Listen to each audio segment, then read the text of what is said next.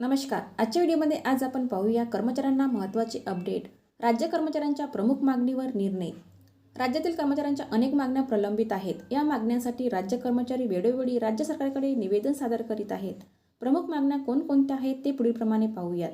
Number 1, जुनी pension योजना.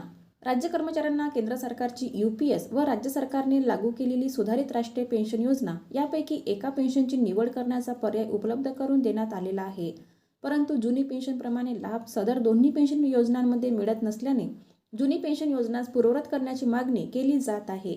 Number 2, सेवानिवृत्तीचे वय 60 वर्षे. केंद्र सरकार सेवानिवृत्तीचे वय 62 वर्षे करण्याच्या तयारीत आहे, तर राज्य सरकारमार्फत निवृत्तीचे वय 58 वर्षे 60 वर्षे करण्यास सकारात्मक नसल्याने राज्य कर्मचाऱ्यांमध्ये नाराजगी आहे. नंबर 3, TET अनिवार्यता रद्द करण्यात यावी. सर्वोच्च न्यायालयाने दिलेल्या निर्णयामुळे देशातील इयत्ता 1 ते 8वी पर्यंत शिकविणाऱ्या शिक्षकांना पुढील 2 वर्षात TET उत्तीर्ण बंधनकारक करण्यात आले आहे. सदर अनिवार्यतेचा निर्णय रद्द करण्याची मागणी केली जात आहे.